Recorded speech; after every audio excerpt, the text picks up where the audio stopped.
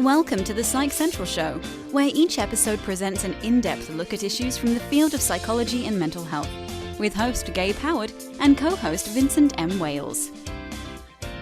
Hello, everyone, and welcome to this week's episode of the Psych Central Show. My name is Vincent M. Wales. With me is Gabe Howard and, this time, Michelle Hammer.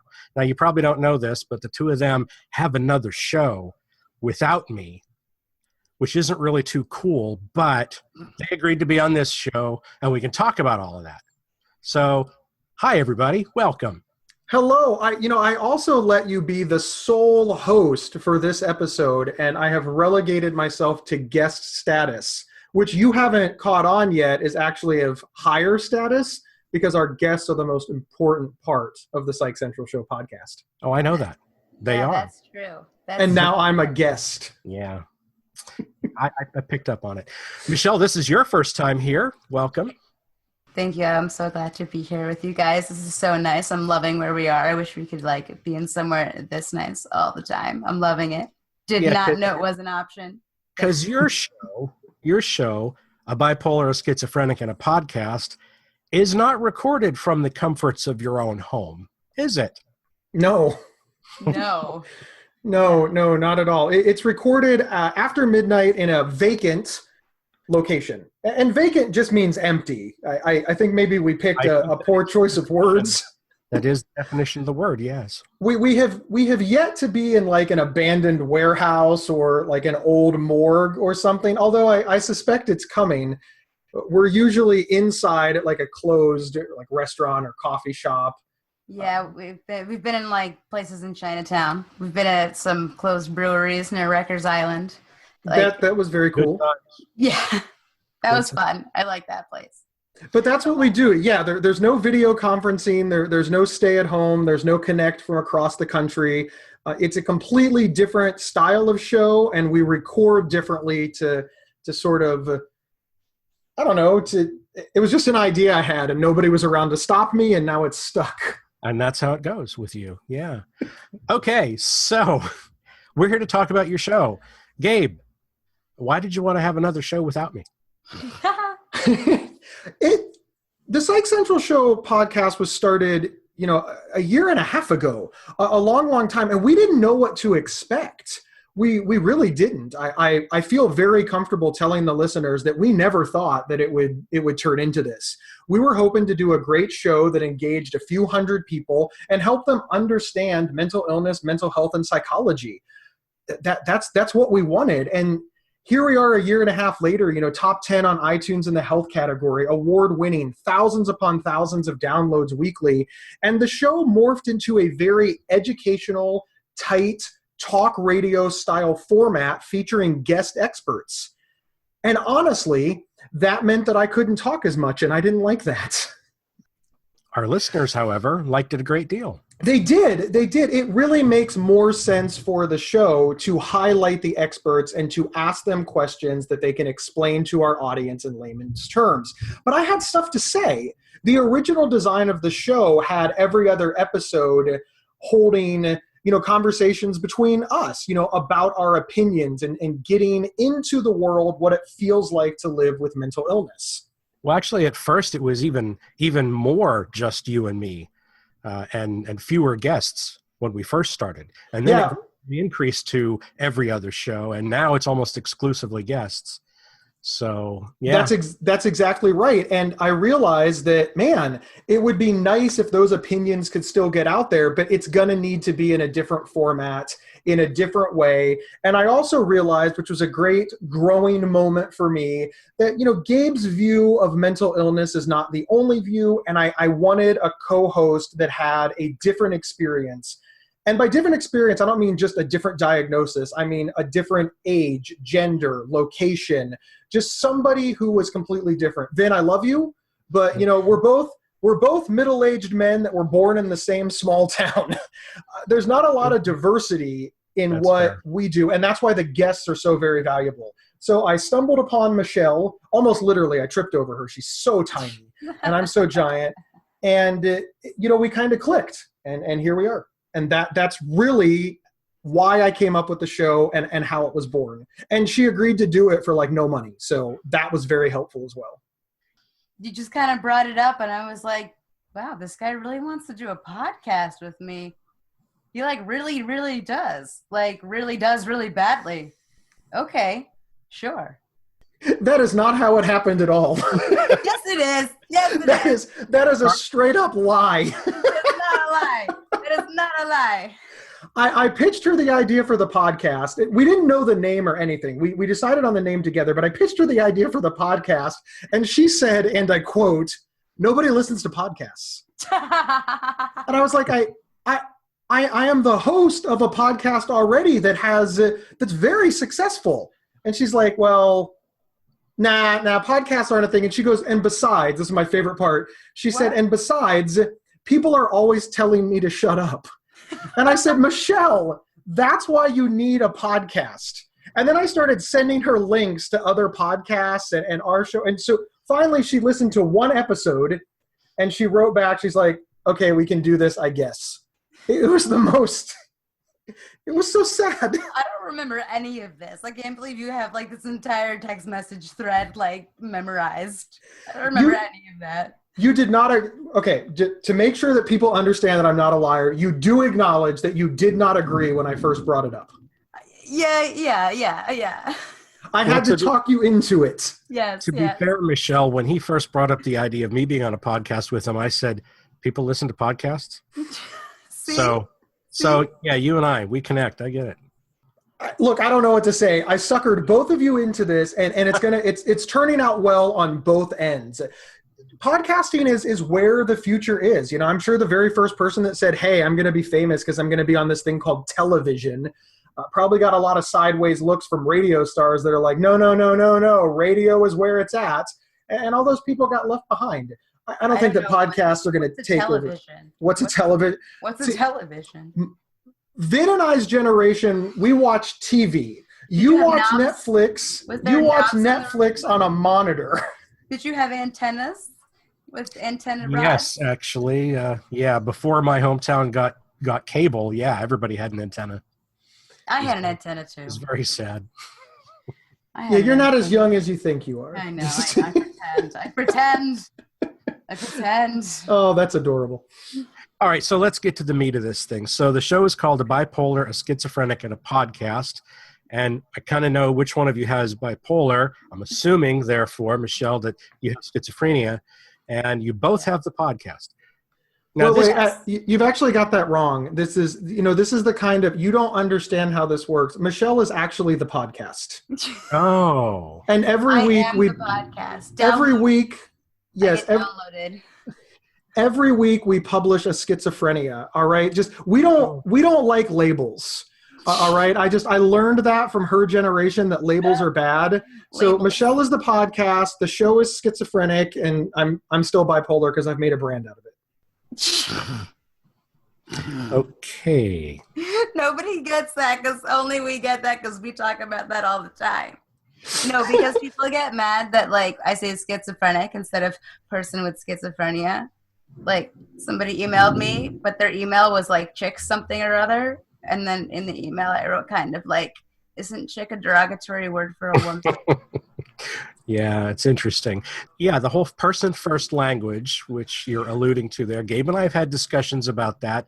We are not big fans of it at all, and clearly you're not either. Share your opinions of it. Flat out. What do you think? I mean, honestly, can I call myself what I want to call myself? Like, I'm also a brunette. Well, you can call yourself a podcast if you want. I mean, I'm a brunette.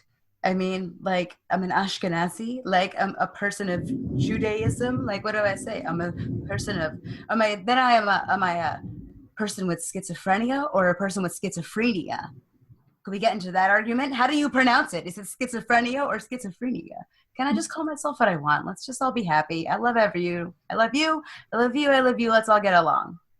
That's what I have to say. That would be way too simple. We get it a lot with the show. We've gotten a few emails about it, and the show continues to build. But people don't like the idea that it's called A Bipolar, A Schizophrenic, and a Podcast, which made somebody quip what are you going to call it? A person living with bipolar disorder, a person living with schizophrenia, and a digital file that's downloaded through your phone every week? And I was just like, I don't think that's going to fit on the logo. This was not our intention, though. Michelle and I went through so many names. I mean, you should so many. It was brutal. It was brutal trying to find a name, and we just couldn't really land on one that described the show for what we wanted to. We were talking about the format of the show, which is recording in various places. And Michelle said, where are we going to find people that are going to let us record? And I said, pizza places are always going to be down with this, and we get pizza.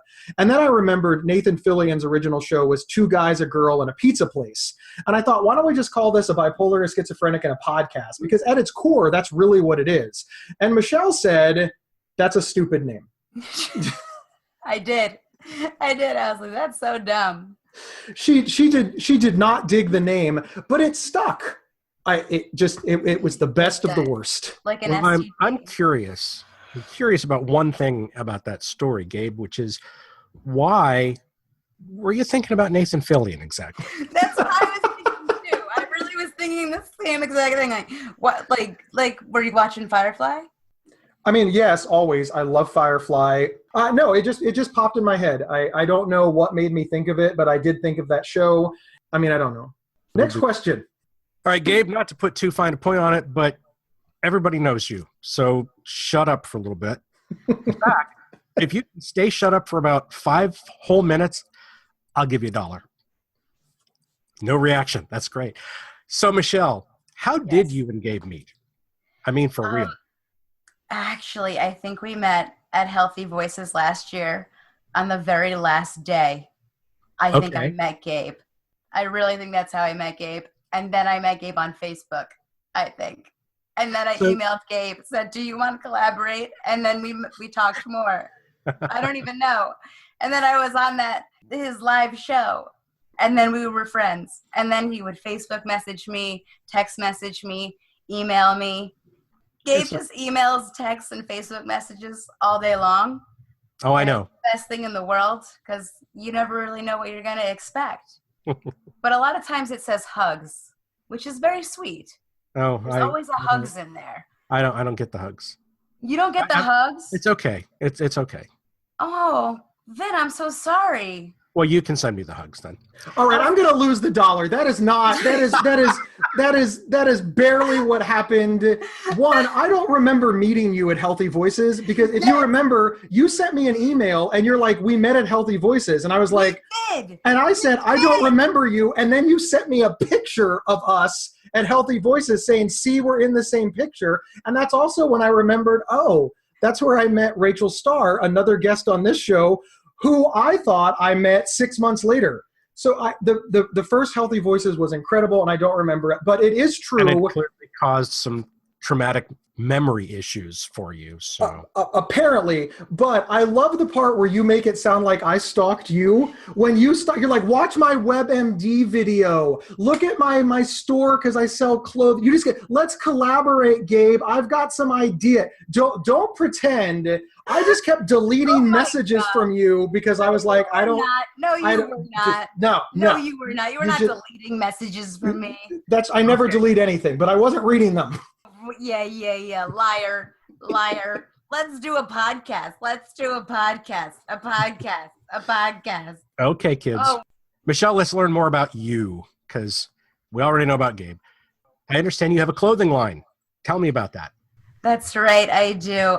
My clothing line is Schizophrenic NYC. You can find it at schizophrenic.nyc. It's basically a mental health clothing line. What does that mean?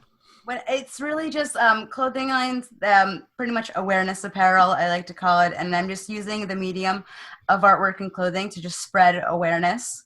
It's really I get the pun there. Yeah. Awareness, because you wear it. You know what? You know what? Vin, you can use it. You can use it. I will. But it's just to give people to start a conversation about mental health, because in New York City, the statistic is that 1 in 5 New Yorkers has a mental health issue, but no one talks about it because of all the stigma. So really, if it's so common, why is there so much stigma? So really, if we can just talk about it more if everyone was just more open, there wouldn't be so much stigma. So I'm just really trying to start a conversation. Gotcha. It appears to me, because I'm looking at you in video right now, that you seem to be wearing one of your own shirts. What's it say? It says, "Don't be paranoid, you look great." Oh, thanks. Yeah, oh, yeah, man. Don't be paranoid, you look great. Gabe, though. Yeah, we know. This episode is sponsored by BetterHelp.com. Secure, convenient, and affordable online counseling. All counselors are licensed, accredited professionals. Anything you share is confidential. Schedule secure video or phone sessions, plus chat and text with your therapist whenever you feel it's needed. A month of online therapy often costs less than a single traditional face-to-face session. Go to BetterHelp.com/Psych Central and experience 7 days of free therapy to see if online counseling is right for you. BetterHelp.com/Psych Central. So you being the schizophrenic third of the show. Yes. Tell me a little bit about that. How were you diagnosed? Give me your history. Oh, goodness gracious. Well, I guess I don't even know when I got it, but I found out I had it when I was 22. When I was 18, I was told I was bipolar, but I found out I was schizophrenic when I was 22. I got a new doctor, was more honest and open, and then just, kind of rode the wave of finding different medications that worked, finding stuff that didn't work. And I worked at a bunch of different jobs. Things didn't always work out. And then I kind of started working for myself. Things got good. And then right now I take meds. I'm happy, I'm healthy, and I'm the happiest I've really ever been. So although I'm schizophrenic, I really do live a very good, grateful life. Well, that's awesome. I'm glad to hear that. Yes, thank you. What do you do aside from the clothing line and this podcast? I work as like a graphic web designer. I can design you a website. I can design you a t-shirt. I can design you anything you want, pretty much. Well, excellent. Yeah. Can you? And she is not wrong. Michelle's actually being very, very humble here. You've worked for some pretty high-end websites. You've had excellent internships. You're college educated in this. You live in New York City. You tell in your personal story that you were fired from 8 jobs, but these were 8 jobs that you had in pretty high-end design. And I understand that schizophrenia played into this, but you are immensely talented. Obviously, I know you can't say that yourself, or everybody will know how conceited you are. But I wanted to point out that you're not just like a graphic designer, like everybody that downloads Photoshop, clicks around on it, and uses the YouTube editor. You're extremely talented. I do say all the time that, I was fired from 8 jobs, but I had a lot more jobs than that, just a lot of contracts that whatever.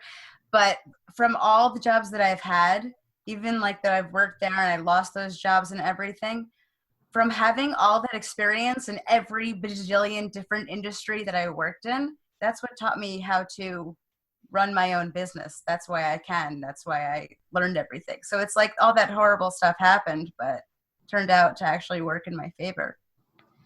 Okay. Now I understand you've had something to do with Rorschach art. Yes. Tell me about that. The idea behind like the Rorschach tees that I sell is it's kind of like you look at the regular plain black Rorschach test, like the unmedicated schizophrenic or just the schizophrenic might look at it in kind of a different perspective. So I took that test, I switched up the patterns and the colors, so now everyone's forced to look at it from a completely different perspective, getting you to think differently, starting a discussion, because only through discussion can you really try to end stigma. Okay, so is your show then, is the show about fighting stigma in a general way? Gabe, you can talk now if you want. I appreciate that. Thank you. Go, Gabe, go. Yes and no, all at the same time. There's this idea that the only way that you can fight stigma is to, hold up boring signs that say things like mentally ill people are people too and deserve rights. And that's true. I'm not saying that we have to stop advocating on a political level. In fact, I encourage it. I'm not saying that we need to stop holding rallies. And in fact, I encourage it. But one of the things that I want to see happen is that mental illness has a spot in mainstream culture that is accurate. And in my mind, my personality as driven by how I was raised, where I came from, the things that I like, and heavily influenced by the fact that I have bipolar disorder, is a valid perspective. Michelle's perspective as somebody who grew up with mental illness, who lives with schizophrenia, who has challenges that other people don't face, is a very valid perspective. So our show is about us talking about how we see the world through the lens of living with mental illness. And I want people to listen to that and be entertained. I want people to laugh because they're funny. I want people to disagree with us. I want people to learn things that they didn't know. I don't particularly care what people get out of the show, as long as when they're done, they have this basic idea that people are living with mental illness and creating something to put out in the world for other people to consume, and those people aren't hurting anybody. Because right now, whenever we talk about mental illness publicly, it's always crisis, it's always violent, and it's always dangerous. So if people roll their eyes at us, that is, believe it or not, an upgrade. So in that way, I feel that it is very much mental health advocacy. But yeah, traditionally, no, it's a really cool show with a couple of goofballs who happen to live with mental illness and just have stuff to say and needed a platform. And it's our platform. Yeah, it's fun. It's just a lot of fun. It's a lot of fun to record. It's a lot of fun to do. And it's like a lot of fun to know that people are listening to it. Including our moms. Yeah, including our moms. who texts me and says, I think I need to defend myself here. So what do your moms think about the show having a mature rating? You know, we sort of got saddled with that because we wanted to talk about real life with mental illness. And real life involves, sex. Real life involves drug use. Real life involves making mistakes. And we wanted to get, the good, the bad, and the ugly out there. And this makes some podcast platforms, not to mention any particular fruit, uncomfortable. And they don't like the idea that you could talk about, drug use, for example, without warning people. So we decided just to steer into the curve, put the mature rating on it. And, now we can swear a little. Something that we don't do on this show ever. We don't do on the Psych Central Show podcast. We can swear a little. We can talk a little more how we would talk in real life.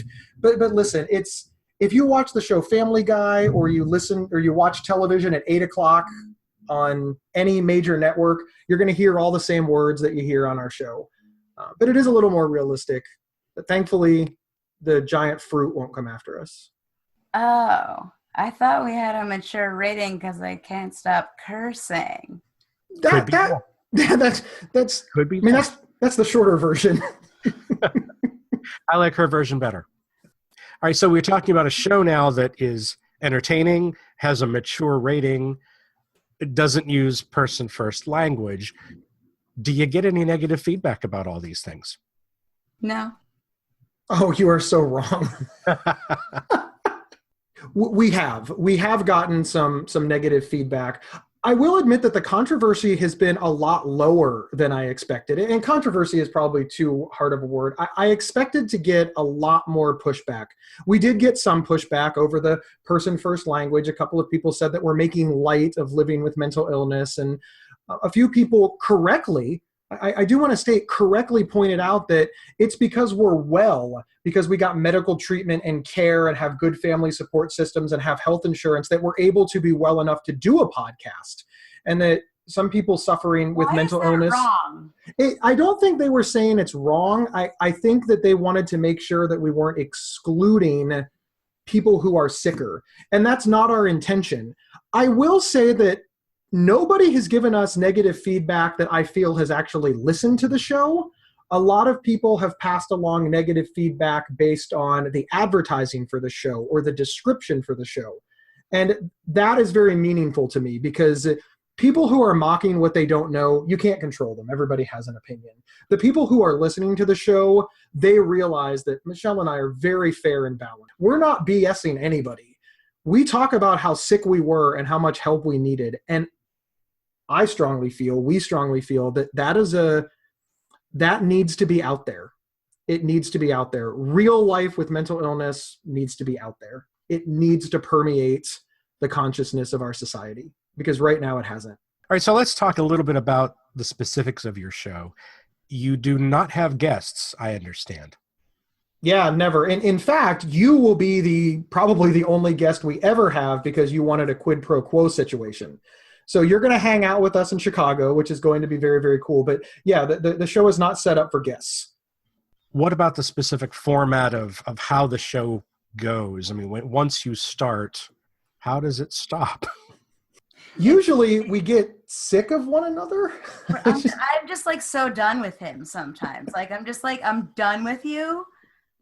Can we be done? I'm just done looking at you, and I'm done. Yeah. I think I said I'm done 12 times because I'm just done. Yeah, we pick our topics in advance, of course.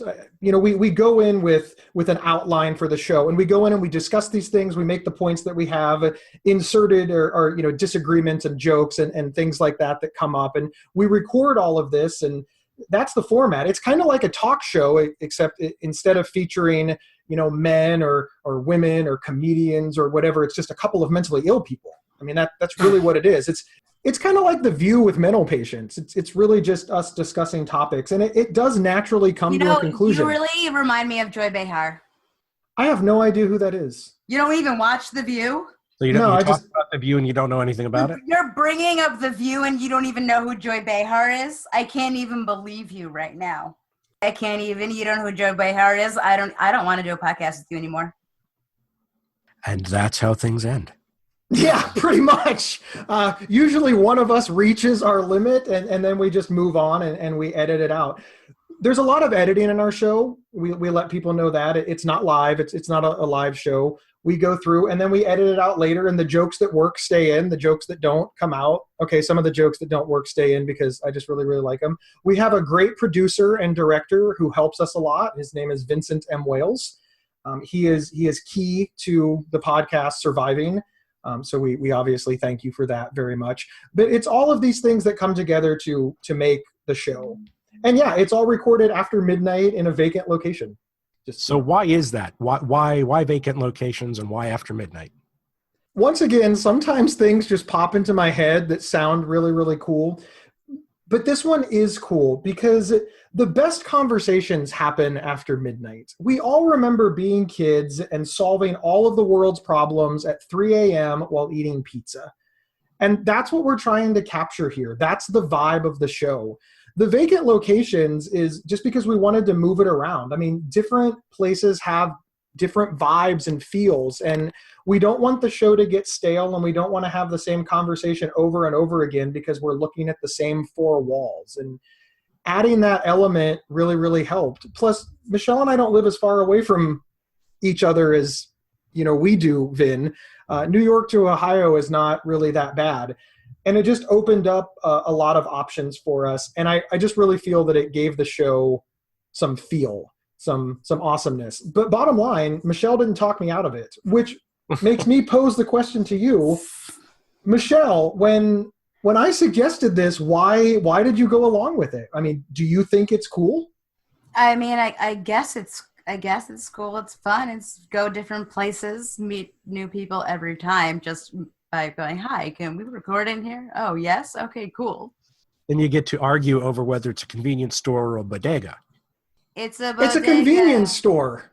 It's a convenience store. No, it's a bodega. Listen, I still don't know what a bodega is. I know what a convenience store is. The bodegas and the convenience stores sell all the same things. Don't try to make New York sound cooler because you can't call a convenience store a convenience store. You have excellent pizza. Well, yeah. Bagels are pretty good too. Ohio has what? White Castle. Corn. We have corn. White Castle. And White Castle. We do have White Castle. Okay. How do we find the show? You are where online? Everywhere. Oh. Your favorite podcast player will absolutely carry A Bipolar or Schizophrenic in a podcast. We're also available on psychcentral.com/BSP, which is Bipolar Schizophrenic Podcast, or wherever your fine podcasts are sold. Yeah, but they're free. They are free. Well, thanks very much, guys. This has been a lot of fun. Michelle, thanks for being on the show, and maybe we can have you on another time. Gabe, of course, thank you for sharing facts about your other show that I'm not on. But you're going to be there. We're going to record you, and we're going to plant these next to each other. So if you are listening to this show, Monday is when the next episode will come out. We have some time to record it. A Bipolar, a Schizophrenic, and a Podcast on Monday, so it's like 4 days from now, will feature Vin as a guest. We're going to be recording in a vacant location somewhere in Chicago, because we'll all be in Chicago together to do the Psych Central show live. I have never been to Chicago before, so this is going to be fun. It is going to be fun, and we just need to find a vacant location to let 3 people now record, and it'll be cool. So check that out on Monday. It'll just be a few days from now. Excellent. Any parting words, either of you? Farewell, be well, love well, do well. Shut up, Michelle. Thank you, everyone, for tuning in. And remember, you can get 1 week of free, convenient, affordable, private online counseling anytime, anywhere by visiting betterhelp.com/psychcentral. We'll see you next week. Thank you for listening to the Psych Central Show. Please rate, review, and subscribe on iTunes or wherever you found this podcast. We encourage you to share our show on social media and with friends and family. Previous episodes can be found at psychcentral.com/show. Psychcentral.com is the internet's oldest and largest independent mental health website. Psych Central is overseen by Dr. John Grohol, a mental health expert and one of the pioneering leaders in online mental health. Our host, Gabe Howard, is an award-winning writer and speaker who travels nationally. You can find more information on Gabe at gabehoward.com. Our co-host, Vincent M. Wales, is a trained suicide prevention crisis counselor and author of several award-winning speculative fiction novels. You can learn more about Vincent at vincentmwales.com. If you have feedback about the show, please email talkback@psychcentral.com.